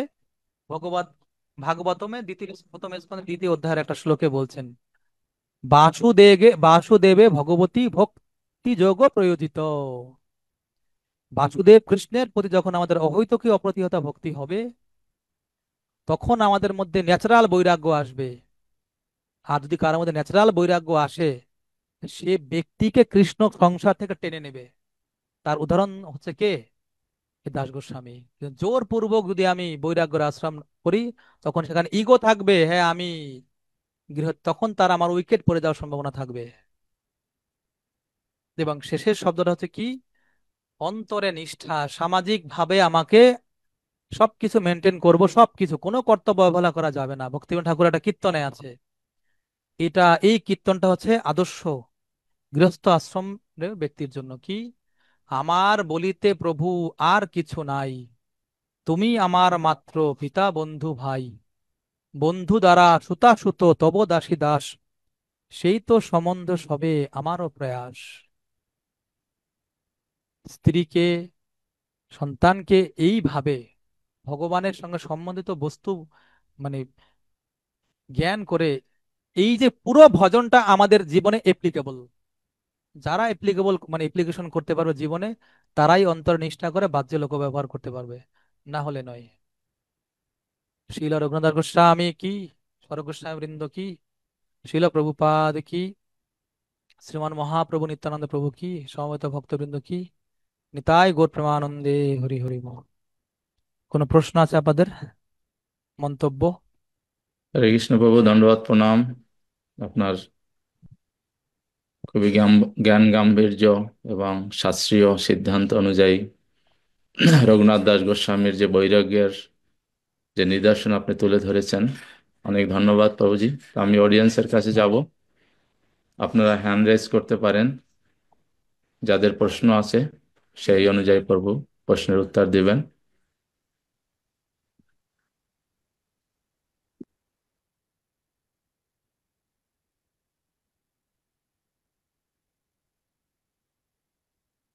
কল্পতরু প্রভু বলো।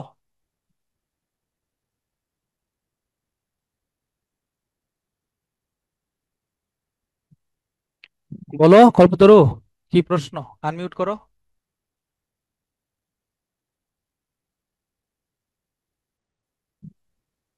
কল্পতরু, প্রভু, প্রভু বলুন প্রভু।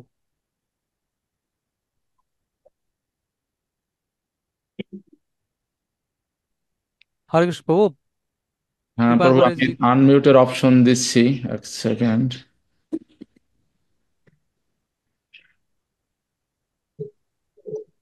প্রভু হরে কৃষ্ণ। কম্পিউটারে তো ধন্যবাদ। আনমিউটেড অপশন দেওয়া আছে। হ্যাঁ প্রভু, আমি আনমিউট হয়ে গেছি। প্রভু হরে কৃষ্ণ, ধন্যবাদ। হ্যাঁ হরে কৃষ্ণ প্রভু, বলো কি প্রশ্ন? প্রভু আমার 3 নম্বর যে শিক্ষাটা, এটা তো মনে আছে, অন্তরে নিষ্ঠা করি বাইরে লোক ব্যবহার। আর 1 নম্বর 2 নম্বরটা প্রভু শুনতে শুনতে ভুলে গেছি, একটু যদি আবার রিপিট করতেন। আর একটা প্রশ্নটা ছিল যে আসলে সাধু সঙ্গের যে ব্যাপারটা, আমরা তো আহ, বৈষ্ণব ফ্যামিলির মধ্যেই আছি, তারপরেও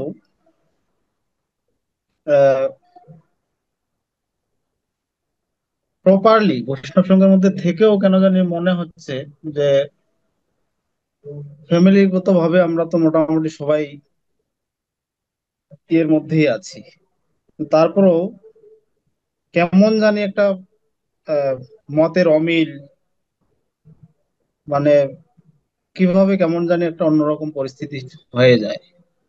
সেক্ষেত্রে সেই পরিস্থিতিগুলোর মধ্যে কিভাবে আমি নিজেকে, যেহেতু আমি ফ্যামিলিগত ভাবেই সবার সবার মধ্যেই আছি, কিভাবে এটাকে মেনটেন করবো? প্রভু আমার কাছে মনে হচ্ছে বৈষ্ণব ফ্যামিলিতে আছি, কিন্তু সবাই আমরা বৈষ্ণবী এটিকেট মেনটেন করছি না কি? যেমন বেইজ এর কথা তো বলি, তোমার অভিজ্ঞতা আছে, ওখানে তো ভক্তরাই থাকে না? তো ওখানে কি সব ভক্তকে এরকম ভক্তরূপে ট্রিট করা হয়? হয় কি? না, ওরকম তো হয় না।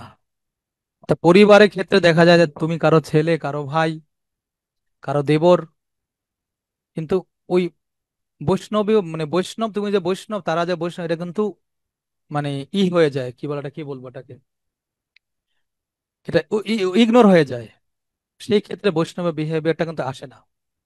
যদি ওরকম করে ট্রিট করা হয় না, এই জাগতিক সম্পর্কটাকে বাদ দিয়ে, তাহলে মনে হয় এই ধরনের সমস্যা মতদ্বৈত আসবে না।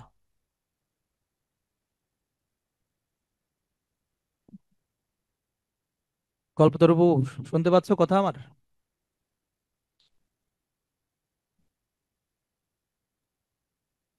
প্রভু মনে হয় নেই। হ্যাঁ প্রভু, নেটওয়ার্কে মনে হয় ওনার একটু সমস্যা আছে। আচ্ছা, আচ্ছা, আমরা এরপর সুচারু শ্যাম প্রভুর কাছে যাব, যিনি গৌরমণ্ডল ফাউন্ডেশনের প্রেসিডেন্ট হিসেবে দায়িত্ব পালন করছেন, আমাদের অনেক সিনিয়র বৈষ্ণব, আমাদের মেন্টর। তো সুচারু শ্যাম প্রভু, প্লিজ গো হেড।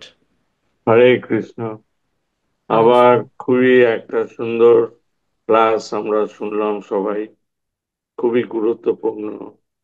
আমাদের দাস রঘুনাথকে কিভাবে চৈতন্য মহাপ্রভু গৃহে ফিরে যেতে বললেন। তো আপনি যে ক্লাসের মধ্যে বললেন দুটো জিনিস, একটা হলো অনর্থ নিবৃত্তি আর মর্কট বৈরাগ্য। এগুলো আমরা সব সময় শুনে আসছি, কিন্তু আমরা কিভাবে বুঝতে পারবো, আমি অন্তত আমার পক্ষে, যে আমরা অনর্থ নিবৃত্তি থেকে রেহাই পেয়েছি বা তার মধ্যে থেকে বেরিয়ে আসতে পেরেছি? মর্কট বৈরাগ্য থেকে আমরা কিভাবে বেরিয়ে আসতে পেরেছি, এগুলো আমরা কিভাবে বুঝবো? কারণ আপনি বললেন যে আমাদের যতক্ষণ না অনর্থ নিবৃত্তির থেকে আমরা বেরিয়ে আসতে পারি, ততক্ষণ আমাদের ভক্তি ভাবনাতে আমরা অগ্রসর হতে পারবো না।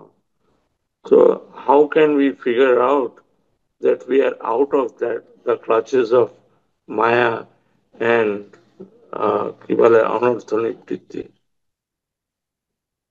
অনেক সুন্দর প্রশ্ন প্রভু। আমি আমার মতো করে বলবো, আপনি কৃপা করে আমার সঙ্গে মানে আমাকে একটু সংশোধন করে দিবেন। আপনার জন্য আমার এই প্রার্থনা। আসলে বিশ্বনাথ ঠাকুর মাধুর্য কাদম্বিনী গ্রন্থে বলছেন যে যদি কেউ অনর্থ নিবৃত্ত হয় কেউ, তো তারপর থেকে তার নিষ্ঠা রুচি নিষ্ঠার স্তরে পৌঁছে, নিষ্ঠা আসবে, নামে নিষ্ঠা, হরি কথা শ্রবণ নিষ্ঠা। যেমন উদাহরণ আপনি জানেন যে নবদ্বীপ মণ্ডল পরিক্রমার সময় একটা জায়গা আছে হংস বাহন শিব। শিব ঠাকুর অত মানে নিষ্ঠা, অত তীব্রতা মহাপ্রভুর গৌর কথা শোনার জন্য। তার বাহন ফেল, শিব ঠাকুর মানে ব্রহ্মার বাহন নিয়ে উনি এসেছিলেন, হংস বাহন শিব। তা আমাদের ওইরকম ওরকম একটা আকর্ষণ তৈরি হবে যখন আমরা অনর্থ নিবৃত্তির লেভেলটা ক্রস করব। যদি জলদাকে উদাহরণ আমি দেই তাহলে এরকমটা হবে, যদি কোনো মেয়ের সঙ্গে কোনো ছেলের সম্পর্ক হয়, তখন যেমন ওই মেয়েকে না দেখে ছেলে থাকতে পারে না, বারবার তাকে দেখার খুব ইচ্ছা জন্মায়, ঠিক যখনই আমাদের অনর্থ নিবৃত্ত হয়ে যাবে তখন আমাদের কৃষ্ণ ওরকম আকর্ষণ অনুভব হবে। তাকে এক মুহূর্ত না দেখলে বাঁচতে পারবো না।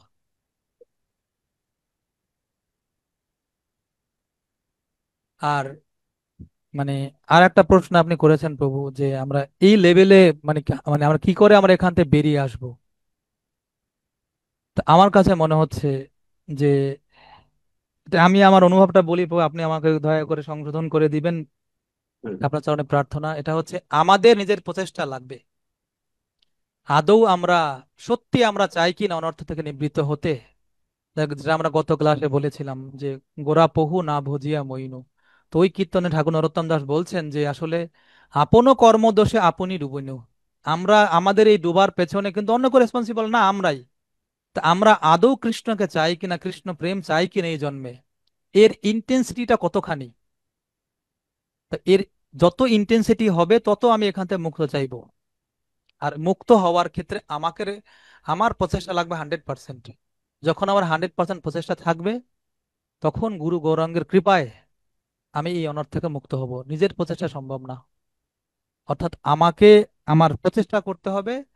গুরু গৌরাঙ্গের কৃপায়, অর্থাৎ কৃপা প্লাস প্রচেষ্টা, দুই মিলে অনর্থ থেকে মুক্ত হতে পারবো প্রভু আমরা। গুরু বৈষ্ণবের কৃপা এবং আমাদের প্রচেষ্টা।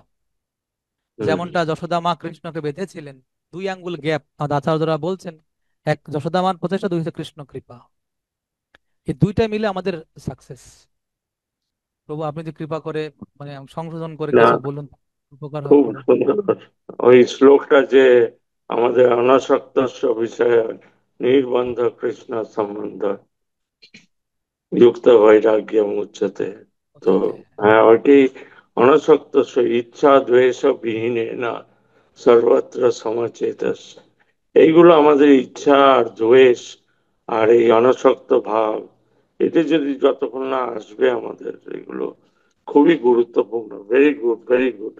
আরো চাই আপনার ক্লাস আমাদের। প্রভু কৃপা, আপনি কৃপা করুন। না না না, ভেরি কৃপা করুন নাইস, প্রভু। আমি খুব ভালো। আমার শিক্ষাগুরুর কাছে আপন শুনেছি এই কর্মদোষে গুণগুলোকে আমি মানে। ডুবিনু, এইটাই যে এইটাই যে শ্লোকটা, আপনি কর্মদোষে আমি ডুবিনু, এইটে মানে আপনি আমরাই আমরাই ভাগীদার, মানে আমরা আমাদের জন্যই নিজেদের মধ্যেই আমাদের রিপু আছে, আমাদের নানান রকম যে আমাদের অনর্থ গুলো আছে, সেগুলো আমাদের কিভাবে অতিক্রম করতে হবে, এটাই আসল বিষয় এখানে। Thank you very much. আরো আরো ক্লাস দেবেন, আপনি আসবেন আমাদের মাঝে নিশ্চয়ই। কৃপা আশীর্বাদ করেন আপনি। Thank very you nice. হরে প্রভু। কৃষ্ণ। প্রভু, আপনি অনেক, আমি বলবো যে ভাগ্যবান যে আপনি খুব ভালো স্টুডেন্টস পেয়েছেন, যার কারণে তারা হ্যান্ড রাইজ করছে না, তারা সবাই সবকিছু বুঝতে পেরেছে। না প্রভু, না আমি না না মানে মাথার উপর দিয়ে গেছি মনে হয়, তো না না বুঝলে তো প্রশ্ন করতো। না না, খুব সবাই বুঝেছে। তো খুব আমি আর কি খুব আমার সরল ভাবে বুঝিয়েছেন আপনি, হ্যাঁ, একেবারে ক্রিস্টাল ক্লিয়ার। বিনম্রভাবে অনুরোধ, আমাদের গৌরমণ্ডল ফাউন্ডেশনের পক্ষ থেকে আপনারা যারা ক্লাসে জয়েন করেন, এই ক্লাসের বাইরেও আপনারা প্রশ্ন যখন প্রভুপাদের গ্রন্থ অধ্যয়ন করবেন বা নিজের জীবনে ভক্তি আমরা যখন মানে চর্চা করব, আমাদের অনেক প্রশ্ন অটোমেটিক্যালি আসে, সেটা আমরা লিখে রাখতে পারি। এবং এই গৌরমণ্ডল ফাউন্ডেশন এমন একটা প্ল্যাটফর্ম যেখানে অনেক প্রভুর মতো, সুনন্দা কৃষ্ণ প্রভুর মতো এরকম অনেক অভিজ্ঞ অনেক শুদ্ধ ভক্তরা ক্লাস দেন, ওনাদের কাছ থেকে আমরা এই সুযোগটা গ্রহণ করতে পারি, এইটাই আমার রিকোয়েস্ট। তবে এটা ডিপেন্ড করে আমরা কতটা প্রভুপাদের গ্রন্থ অধ্যয়ন করি, কতটা সাধু সঙ্গ করি, এবং নিজে কতটা আমরা এই অনর্থ থেকে বেরিয়ে আসতে চাই। তো থ্যাংক ইউ প্রভু, সুনন্দা প্রভু। আমাদের অবশ্যই তেমন আর কোনো প্রশ্ন আমি দেখছি না। তো আপনার যদি কোনো উপদেশ থাকে প্রভু, তো। উপদেশ নয়, আপনাদের চরণে প্রার্থনা আছে আমার। আসলে আমি অযোগ্য, এবং মানে কি বলবো, সব দিকে অযোগ্য, যে আমি যে কথাগুলো বলছি এগুলো তোতা পাখির মতো শুধু বলা। তবে এই ভরসা আছে আমার, কারণ আমি জানি যে আপনারা যেহেতু বৈষ্ণব, আপনারা আমার প্রবীণ, আপনারা সবাই করুণা করবেন, কারণ অযোগ্য ব্যক্তিকে বৈষ্ণবরাই করুণা করে। এই লোভে আপনাদের এখানে দুঃসাহস দেখানো। হরে কৃষ্ণ, সবার চরণে প্রণাম প্রভু, জানাচ্ছি আমি আপনাকে। আমি সুচারু সম্পর্ক, আমি অচিন্তন সম্পর্কর কাছে যাব। সুচারু সম্পর্কর সাথে একটা সম্পর্ক প্রশ্ন। আমাদের প্রচেষ্টা লাগবে, কিন্তু আমরা এতই দুর্বল, এতই আমাদের মাইন্ড বিক্ষিপ্ত হয়, এবং আমরা মানে আপনাদের মতো এরকম যারা সিরিয়াস ভক্তদের সঙ্গ পাই না। তো এইটা একটা কারণ আমি ফিল করি। কিন্তু মহাপ্রভু রূপ গোস্বামী, সনাতন গোস্বামী ওনাদের আলিঙ্গন করেছেন, আলিঙ্গন করে আপনার ইম্পার্ট করেছেন যে এই যে ভক্তি। তো ওনরা তো অনেক সেই মঞ্জুরি, তো ওনাদেরকে মানে মহাপ্রভু মানে আলিঙ্গন করতে হয়েছে। আর আমরা আমাদের অবস্থাটা, তাহলে আমরা চেষ্টা করেও কি আমাদের সম্ভব কোনো কিছু অর্জন করা? একেবারে সম্ভব প্রভু।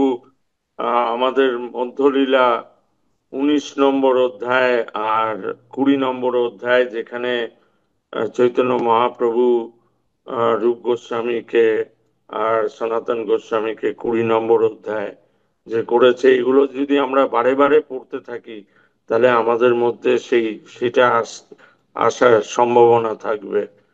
কারণ এইভাবে যদি আমরা এই যে যেটা প্রভু বললেন, ওইটাই সবচেয়ে গুরুত্বপূর্ণ বিষয়, যে ক্রমে ক্রমে, যে দাস রঘুনাথকে যে বলল চৈতন্য মহাপ্রভু, ক্রমে ক্রমে, it might take many many births for us, but at least we have started somewhere and we are moving on with it.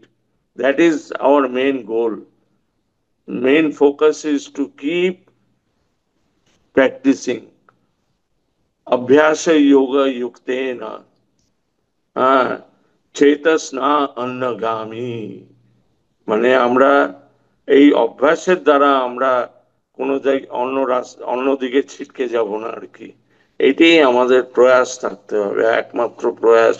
অভ্যাস অভ্যাস অভ্যাস, রোজ আমাদের এটা চেষ্টা করতে হবে, তাহলেই আমাদের মধ্যে আমরা এগোতে পারবো। তাছাড়া আমাদের কোনো গতি নেই আর। কারণ মায়ার প্রভাব এত এত প্রখর যে আমাদের কোনো আর অন্য কোনো চিন্তা করারই সময় আমাদের পাই না, ভক্তি করার সময়ই পাই না আমরা, এত প্রখর। সো সারাদিন এই সাধু সঙ্গ, যেটা বললেন প্রভু তো সবই বোঝালেন, সব ওই 1 ঘন্টা ক্লাসের মধ্যে যা বলেছেন উনি, সেটাই যদি আমরা চেষ্টা করি আজীবন, তাহলেই হয়ে যাবে আমাদের। যাই হোক, সর্বত্র প্রভু, আমি অন্যেরা আছে, আমি হ্যাঁ, আর বেশি থ্যাংক ইউ এগোতে সো মাচ চাই না। প্রভু। সুনন্দ অচিন্ত কেশব প্রভু, প্রভু, আপনি কিছু বলবেন? প্রভু, আমি শুধু এই আপনাদের চরণে এই প্রার্থনা করবো, আপনারা সবাই আপনার চরণ আমার মস্তকে দান করে আশীর্বাদ করবেন, যেন আমি যে কথাগুলো বলি যেন আমি পালন করতে পারি। প্রভু, এটাই আমার শুধু বলার, কিছুই বলার নেই। আমি অযোগ্য, তারপরে আপনারা আমাকে করুণা করে মানে এই যে সময় দিচ্ছেন নিজেকে সংশোধনের জন্য, কথা বলার জন্য, আমি অনেক কৃতজ্ঞ আপনাদের প্রতি। থ্যাংক ইউ প্রভু। অচিন্তন শ্যাম প্রভু।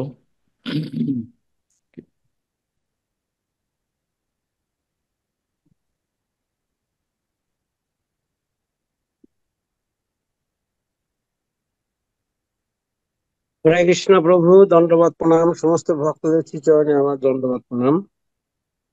আহ, আমার প্রশ্ন হচ্ছে যে আহ, আমরা আপনার ক্লাসের মাধ্যমে তো ভালোভাবে বুঝতে পেরেছি বা আমরা অনুভব করতে পারি যে আমরা শুদ্ধ, বিশেষ করে আমি, আমার কথা, যে আমি শুদ্ধ বৈষ্ণব নই, কিন্তু বৈষ্ণব যে এটি, এটা আমি পালন করছি।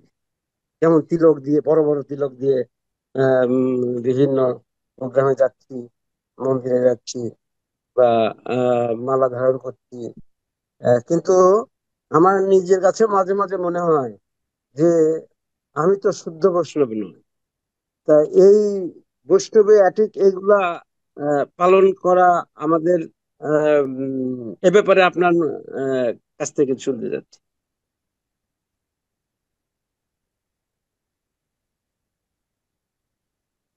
প্রভু, আমি উত্তর দিব আমার অনুভব অনুযায়ী, আর তারপর প্রভুরা আছেন।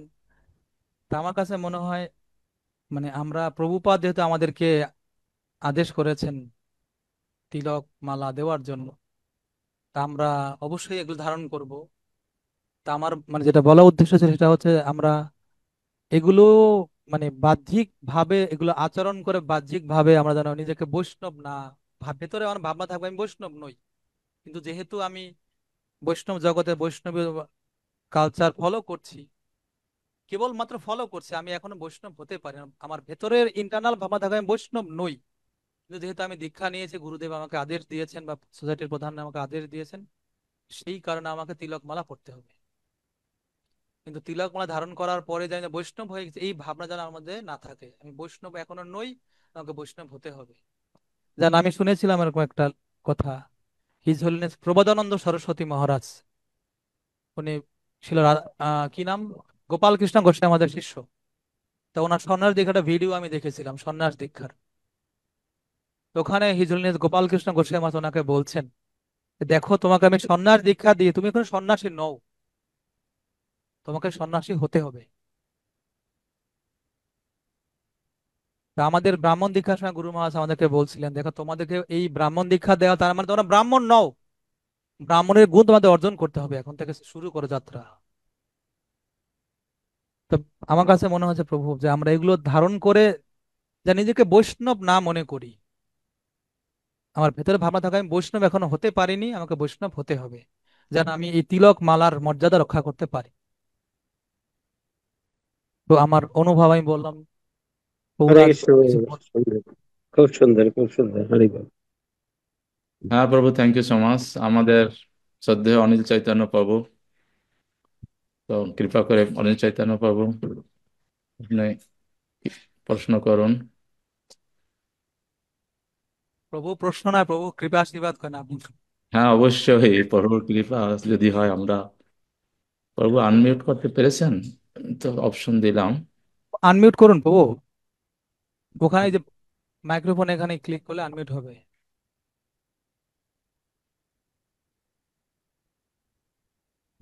প্রভু আনমিউট করুন। আমি দিলাম প্রভুকে আনমিউটের অপশন।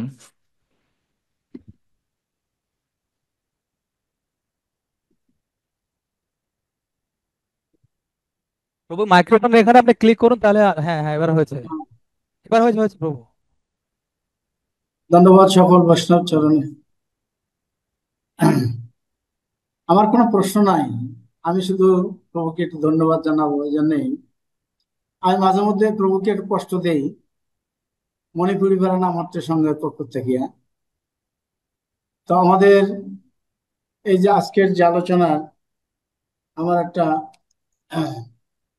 এরকম একটা আগ্রহ যে আমরা, এটা তো আমাদের একটা ফাউন্ডেশন আছে, এখানে তো আমাদের প্রতি সপ্তাহে আলোচনা হয়। মণিপুরি পাড়া এরকম আহ একটা সেমিনার জাতীয় এরকম কি কবে করা যায়, এই জন্য আর কি আমি প্রভু জানতে প্রতিউত্থান, চাচ্ছিলাম। প্রভু প্রতিউত্থান প্রভু মন্দিরে আছেন, ওনাকে কৃপা করে বলুন, তো উনি যদি প্রতিবিধান সময় দিতে পারেন প্রতিবিধান তাহলে আমাদের জন্য। উনি তো করেনি, উনি ওনার মতো করেন। হ্যাঁ, আপনি আপনার যে প্রজ্ঞা, সেই প্রজ্ঞাটা আমরা আরো বেশি করে জানতে চাই, কারণ এখানে আমি প্রভু যখন ডাকি আপনি আসেন, আলোচনা হয়, অল্প একটু আলোচনা হয় কোনো একটা সাবজেক্টের উপরে, দুই একটা কথা। হুম, তাহলে আমাদের এই সাধু সঙ্গটা আরো বৃদ্ধি পেতে আর কি। প্রভু যদি আমার কিছু থেকে থাকে এটা দুজনের অবদান, হিজ গ্রেস প্রতিউত্থান প্রভু, হিজ গ্রেস সচিপুত্র প্রভু, প্রভু, আমার ব্যক্তিগত কোনো কিছু নাই। প্রভুপাদ গুরুদেব তো আছেনই, তার পরবর্তী অন্যান্য দুজন। প্রতিযোদ্ধরণ প্রভু ঢাকাতে আছেন না বাইরে আছেন এই মুহূর্তে? ও ঢাকাতে, ঢাকাতে আছেন, উনি ঢাকাতে আছেন। দেখা প্রভু কৃপা করে আমাদের প্রণাম দিবেন আর শশীপুত্র প্রভু আচ্ছা প্রভু, কোথায় আছেন? উনি পিরোজপুরে আছেন, ওখানে উনি চাকরি করছেন। ও, শশীপুত্র প্রভু, আমি যার কথা বলছি সে না, তাহলে মনে করেন আমাদের প্রভু, সময় হ্যাঁ হ্যাঁ, আপনি আপনি মনে হয় তালা মন্দিরের প্রেসিডেন্ট, যে তার কথা জিজ্ঞাসা করছেন মনে হয়, শশীপুত্র প্রভু। পাতলা মতো, মানে উনি সিলেটে বা কোনো একটা জায়গায় অনেক দূরে কোথাও প্রচার না করছিলেন। প্রভু, উনি, আমি যার কথা না না, বলছি উনি না, উনি। শশীপুত্র নিজে তো একটা মন্দির করেছেন আমার মনে হয়। প্রভু, আমি ওনার কথা বলছি না প্রভু, উনি আমার যিনি শিক্ষাগুরু উনি হচ্ছেন গৃহস্থ আশ্রমে আছেন। উনি পিরোজপুর মন্দিরের আমাদের যে ধর্মসেতু প্রভু আছেন ওনাদের সঙ্গে ওই আচ্ছা মন্দিরের আচ্ছা পাশে আচ্ছা, ওনার বাসা হ্যাঁ আছে। বুঝতে পারছি, হ্যাঁ হ্যাঁ হ্যাঁ হ্যাঁ, হ্যাঁ। ঠিক আছে, চিনি ঠিক না, আছে। ওনাকে চিনি না। হুম। আচ্ছা, থ্যাংক ইউ সো মাচ প্রভুজি। তো ঠিক আছে প্রভু, আমরা অমূল্য সম্পদ আস্বাদন করছি। হরে হ্যাঁ, কৃষ্ণ। চৈতন্য প্রভু কৃপা করবেন। আর আমাদের এই প্ল্যাটফর্মে প্রত্যেক দিন আহ, সকাল 8টায় আমাদের জপ হয়। আমরা গুরু মহারাজ এবং আমাদের যারা ইসকনে শুভাকাঙ্ক্ষী এবং অসুস্থ ভক্তরা রয়েছেন তাদের উদ্দেশ্যে আমরা এই জপ পরিচালনা করি। আম, বাংলাদেশ টাইম 8টা থেকে শুরু হয়, আমাদের সেন্ট্রাল স্ট্যান্ডার্ড টাইম হলো 9টা আমেরিকায়। তো 8টা থেকে 8:30 পর্যন্ত এই আধা ঘন্টা জপ হয় 4 মালা। এরপরে আমাদের কার্যক্রম হয় নৃসিংহ স্তব। তারপরে কোনো বিশেষ তিথি, কোনো বৈষ্ণবদের তিরোভাব, তারপরে আবির্ভাব এবং পরপাদের যে কোনো বিশেষ পরপাদের আবির্ভাব, তারপর অন্যান্য বৈষ্ণবদের বিশেষ কোনো যদি থাকে তাহলে সেটা আমরা আলোচনা করি। আমাদের বিশিষ্ট ভক্তরা সেখানে মানে আলোচনা করেন। তা আপনারা, আপনাদের সবাইকে নিমন্ত্রণ রইল, আপনারা সময় সুযোগ মতো জয়েন করবেন। তো আজকে তো প্রভুর আহ, বেশিরভাগই প্রভুর অডিয়েন্স। তো আপনাদের নিমন্ত্রণ আমাদের এই প্ল্যাটফর্মে প্রত্যেকদিন আপনাদের বাংলাদেশ টাইম সকাল 8টা। আর প্রত্যেক রবিবার স্পেশাল ক্লাস হয়, এখানে তো আপনারা আসবেনই। সো আমরা এখন অনিল চৈতন্য প্রভু সুচারু সম্পর্ক, তাহলে আমরা এখন জুমের ক্লাস আমরা সবাইকে বাঞ্ছা হ্যাঁ, দিয়ে আমরা হ্যাঁ। আজকের মতো এখানে আমরা বিদায় নেব। বাঞ্ছা কল্পতরু ভচ্চ কৃপা কৃপা সিন্ধু